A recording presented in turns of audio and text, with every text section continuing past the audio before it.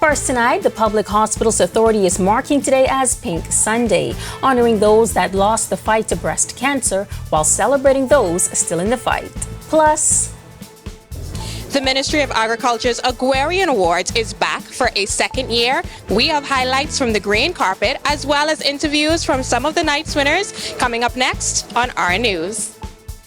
And then, accomplishing your resolutions at any point of the year. Experts in planning share just why it's so important to have a village. We've got the details for these stories and so much more as Our News Weekend starts now.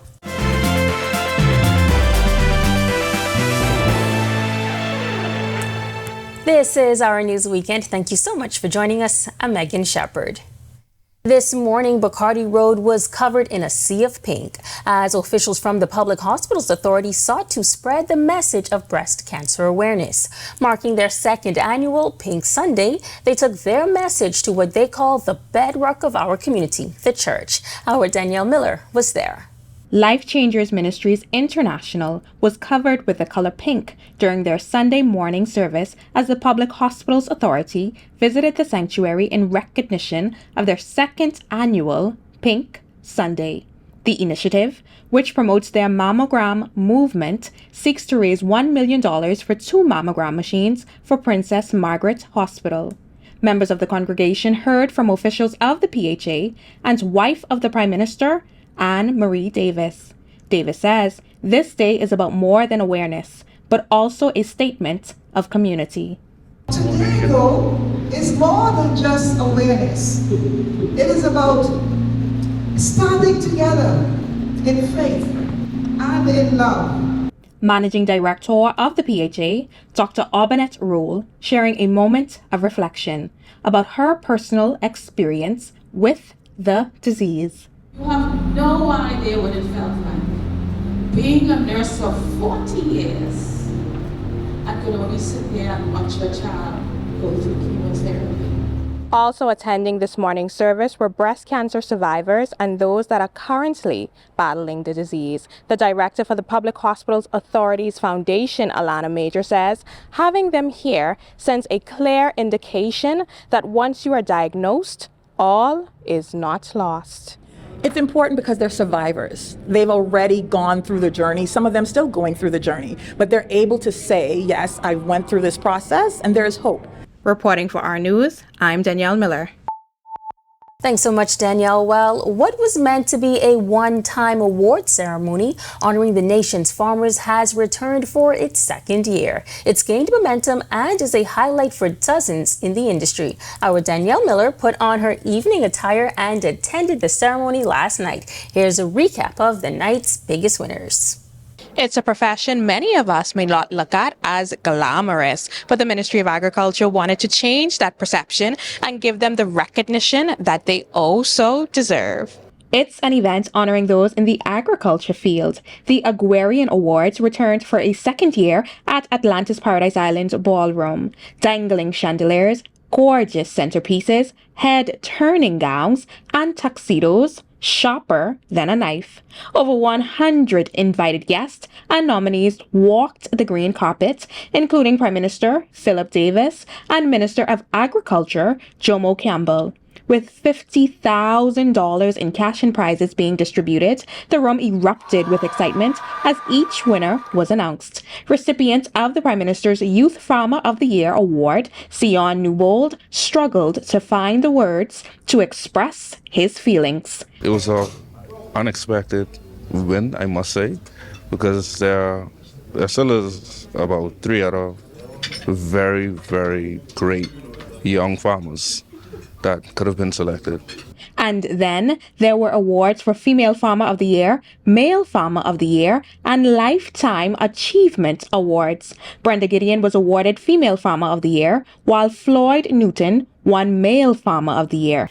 Oh, I can't even describe it. Words can't explain. It's amazing. I'm still on high right now. I told my father 3 months before he died, I said, I'm going to take your legacy to another level. And I'm a second generation farmer. The Prime Minister commending and congratulating all nominees, even making this special announcement. I indicated to the minister and the permanent secretary that we need to do more to incentivize and to encourage those who would have made the final lists of awardees and who may not win. I think all finalists will be given a grant. Reporting for our news, I'm Danielle Miller. All right, and congratulations to those winners. For the first time, the Bahamas hosted the Caribbean Conference on National Health Financing Initiatives. The 16th installment of the regional meetings brought together health and finance experts from across the region to discuss how to improve access and affordability in healthcare. Conference coordinator Dr. Stanley Lalta says it was a long time coming for the Bahamas to host the event, calling it a double delight. He says the conference will explore how technology, artificial intelligence, and digital health records can improve efficiency and value for money in healthcare across the region. The measures, there are programs which are developed in other countries which can be shared, which can be approached and adapted for the Bahamas. We speak about the issues with health financing, and all other Caribbean countries are struggling with the same concerns, and by sharing we can understand who is doing something that seems to be more innovative, that seems to be more solution oriented, and by sharing this knowledge, by sharing the skills of the persons in the Caribbean, we can all do better with health in the region. Also bringing remarks, Director of the National Insurance Board, Dr. Tammy Francis, noting that NIB has been a key partner in advancing national health insurance and improving access to affordable medications and community clinics throughout the Bahamas. The National Insurance Board has long understood that true Social Security transcends pension payments. It is about safeguarding the health and dignity of our people throughout their lives. This conviction has compelled us to be a major player in our nation's health financing landscape. Our journey has been both strategic and foundational. We have been a key partner in the ambitious phased implementation of national health insurance, understanding that it is a critical pillar for a more equitable society. Meantime, Housing and Urban Renewal Minister Keith Bell providing an update on the Clear, Hold and Build strategy, saying the government has acquired multiple properties under the strategy. The program was launched in October 2024 in Englerston. It then moved to Carmichael and Nassau Village. At the time, police revealed they saw a decrease in crime. Bell says many property owners have reached out to them. We have already acquired a number of properties in the Englerston area, the Bain and Grantstown, in Freetown, and of course in Centerville, those areas. What we are doing is we are asking the owners, a number of owners have actually written to us expressing an interest to work with the government to rehabilitate their properties. Bell says corners like Charles Vincent Street have been riddled with social issues. He said going through the corner, drugs were found and other issues. He says the government is looking to ensure the properties are rehabilitated. Once we compulsory acquire the property, the owners, of course, as you know, under the Constitution, you cannot take a property without compensating the owner of the property. But what we hope to do is to use these properties for affordable housing. For us, as when we develop a subdivision, we have to put in, the government is giving the land, we have to put in the infrastructure, which is the road, the water. It's millions of dollars, light. But we have, in our inner city communities, we have thousands and thousands, 10 or more thousand lots just sitting there with infrastructure. When our news weekend comes back from the break, finding your tribe and mastering your goals. Our Danielle Miller attended a recent masterclass and she's got lots of advice from the experts. Plus, turning from suicide to the savior. A young Arthur is sharing his story in hopes of impacting anyone else suffering with thoughts of depression. Those details coming up when our news weekend returns. Family, how you look so down? Set up all cold and flu, could flip that frown. All the coughing and that running nose cannot last. You must come back to work and class. Set up all deal with that fast.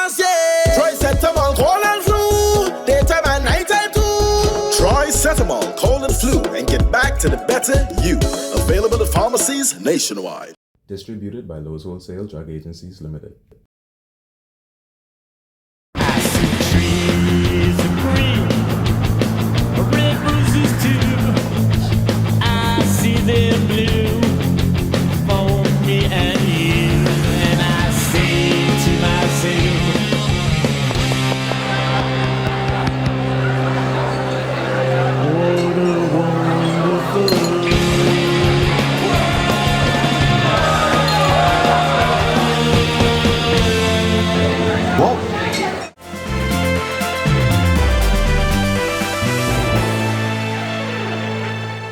Well, we are just over 2 months away from a new year. Have you completed your resolutions or at least accomplished one of your goals?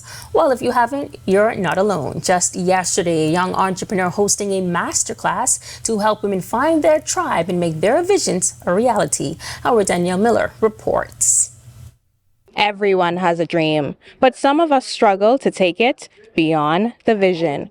What is stopping you? Is it lack of community or procrastination? One woman is daring to ask those questions while presenting solutions. For me, my wilderness season came during COVID. I lost 3 businesses. It was a struggle for me spiritually, emotionally, mentally, financially, because I was responsible for families. Vulnerability was the order of the day as dozens of women gathered at Cab Gallery and Studio. The event, hosted by founder of goal-setting strategist Andronique Drew Christon Simonet. The program consisted of a mix and mingle, educational sessions, and a panel discussion featuring parliamentarian Leslia Miller-Bryce, Keshel Davis, and Alud Stirrup. But this event almost didn't happen. Simonet admitting that after her last event, she felt burdened and wanted to give up. However, she says her faith would not allow her to abandon her mission of reminding women not to conform to standards of mediocrity. So my goal is just to teach women that, hey, God have a purpose in you. You don't actually have to do that because all of us have a vision. We all here. If you feel this, it's a heartbeat. You're here for a purpose. First-time attendee Vanlyn Bethel says she was invited by her co-worker. I'm all about community, growth, and, just to help start and push whatever endeavors, whatever goals that I have, just to help boost and motivate me. Kirkland Evans telling me she's a firm believer in Simonet's efforts, not only as a repeat attendee, but also a sponsor through her family's business, Goldie's Concouse. She says she's found a sense of community at her first Beyond the Vision event. I found sisterhood. I found, my spiritual community, my physical community with the gym, and everything that I needed to put together. Community has allowed me to do that. So it's just given me a direction to pivot and work on my goals. Reporting for Our News, I'm Danielle Miller. Kevon Carter is a proud suicide survivor and author. Recently released his memoir titled Destined to Win, Finding God in the Midst of Brokenness. Carter's book giving readers a glimpse into his personal trauma. Carter says questioning his identity outside of his religious roots led to imposter syndrome and eventually to depression and thoughts of taking his own life. In finding your own identity, you struggle with different things. For me, it was my own self-identity that I struggled with. It was acceptance, and then thereafter the thoughts of suicide came into play.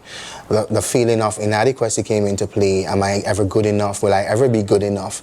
Even though I knew at times I was giving my best, was that good enough? Carter says his book is a written testimony that no matter how difficult your days may be, suicide is not a solution. It may seem like the easier way to just take your life and go when the situation comes. But then when you think about who you're leaving behind, the family you're leaving behind, the friends you're leaving behind, and what they'll have to cope with thereafter, then that's a whole other story that, to think about. Funeral arrangements have been announced for His Grace, the Most Reverend Drexel Gomez, Archbishop. A memorial service is scheduled for 6 p.m. at St. Agnes Church on Monday, November 3rd. The public viewing will take place on Wednesday, November 5th, beginning at 9 a.m. The funeral service will be held November 6 at 11 a.m. at Christchurch Cathedral. Following the Mass, there will be a procession from the cathedral over the hill to St. Agnes, where a benediction of the Blessed Sacrament will be held, followed by burial in St. Agnes Churchyard. And still to come on Our News Weekend, we're off to New York. Well, sort of. At least that's the theme of the Bahamas AIDS Foundation's annual Red Ribbon Ball. We'll tell you all about it, but first... Kai Jones and his Turkish squad take on a tough EuroLeague rival. Find out who next on our Sports Weekend. Family, how you look so down? Set up all cold and flu, could flip that frown.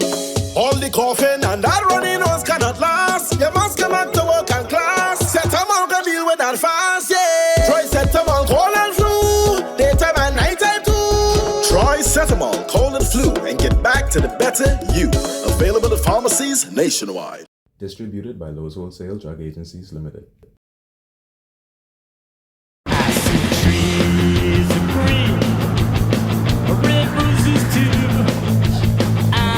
They're blue for me and you, and I say to myself,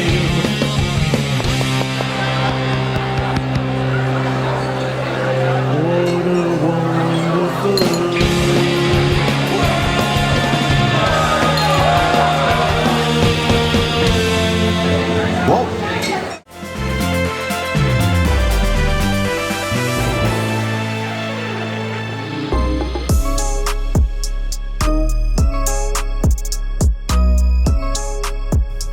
Good evening, welcome to our Sports Weekend. I'm Tej Adderley. Kai Jones is one of many Bahamian basketball players playing their trade around the world. Here's what they've been up to. Kai Jones, a bouncy big man from New Providence, had 4 points and a team-high 6 rebounds, as well as 2 blocks in only 16 minutes of play. As a squad, Anadolu Efes Istanbul fell 95-81 to Panathinaikos Athens. Shane Larkin had 18 points and 5 assists for Anadolu. Former Cleveland Cavalier Jerry Osman had 29 points for Panathinaikos. With the loss, they fall 2-3 in the hyper-competitive EuroLeague. Sammy Hunter scored 5 points to help BC Vienna, his Austrian squad, take down Mega Belgrade 88-81 in the Adriatic League. And in the France Pro A League, Dominic Bridgewater had 12 points to help Fort-Provence get an 89-84 win over Etoile Charleville-Mézières. Last month, all eyes were on Tokyo as elite athletes from across the globe competed in the World Championships. 3 of our very own competed, including Devin Charlton, Kendrick Thompson, and Anthony Strawn. Sasha Lightborn caught up with Strawn recently to talk about her experience. I was going to line up regardless. If I did pull my hamstring, tear my hamstring, whatever, I was going to line up because last year I didn't have a season. That's professional track athlete Anthony Strawn reflecting on what drove her to compete in last month's World Athletics Championships held in Japan. Strawn made it all the way to the 200-meter finals event after suffering a hamstring injury in the semis. But she had a false start in the final and was disqualified. Despite that, she says nothing was stopping her from lining up. Everything that I have and don't have, I worked for it, and I don't intend for nothing to ever be given to me because I'm 32 years old and nothing has never been given to me. So I feel as if I earned my spot in that 200-meter final. And the 32-year-old sprinter says she has moved beyond that race. She's home for a few weeks and using the time to rest and rehabilitate. I caught up with her during one of those rehab sessions at Active Body Rehab. Right now, I just like to work with people who I have confidence with to say, help me get back to where I want my body to feel. And that always happens here at Active Body Rehab and at MacFit Gym with Jimmy Mackey.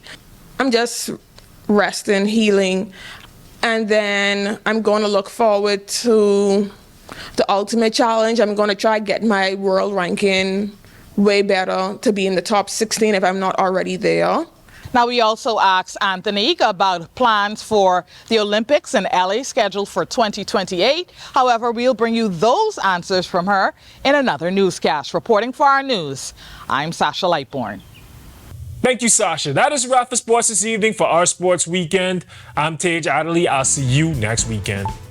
All right, thanks so much, Tage. On the other side of this break, it's time to wind down for the work week ahead. Meteorologist Ian McKinsey steps into the Weather Center with a look at your extended forecast. Stick with us. Family, how you look so down? Set up all cold and flu, could flip that frown. All the coughing and that runny nose cannot last. You must come back to work and class. Set up all can deal with that fast, yeah. Try set up all cold and flu, daytime and nighttime too. Try Cetamol, cold and flu, and get back to the better you. Available at pharmacies nationwide. Distributed by Lowe's Wholesale Drug Agencies Limited.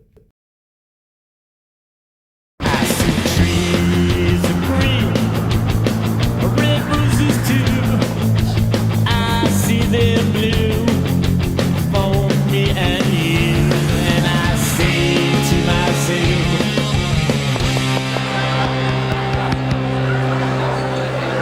what a wonderful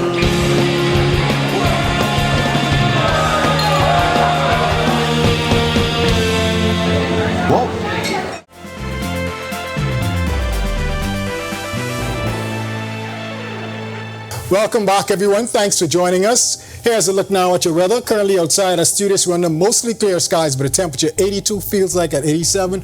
Winds from the east at 12 miles per hour.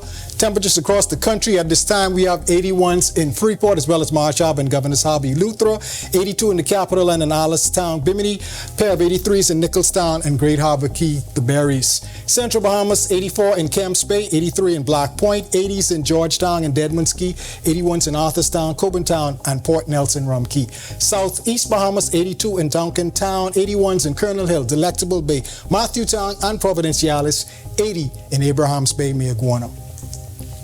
Satellite and radar composite at this time, we have an active area of showers and embedded thunderstorms. This is all associated with an approaching cold front. However, the front should stall just north of our area, spark some showers and possible isolated thunderstorms across the northwest Bahamas. Elsewhere, high pressure will remain the dominant weather feature. Taking a look now at the tropics, where we have Inwest AL98 dumping some showers and thunderstorm activity across portions of the Leeward and Windward Islands. This should continue to move westwards and continue to affect that area through tomorrow. Boating conditions across the northwest Bahamas for tonight and tomorrow. Small craft caution in effect. Risk of rift currents. Winds east to southeast 10 to 15 knot. Seas running 2 to 4 but up to 6 feet offshore. No swells. Low tide at 1:32 a.m. High tide at 7:45 a.m. tomorrow.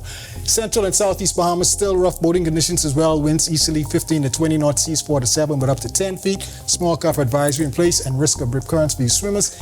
In your extended forecast, some prefrontal activity will produce some shower activity across our area, clearing out to midweek. A next front pushes through Thursday, Friday. That should dampen things a bit, but clearing out into the weekend. Highs in the mid-80s, low in the mid to low 70s. That's a wrap in the evening forecast. Make it a great, safe, productive week, everyone.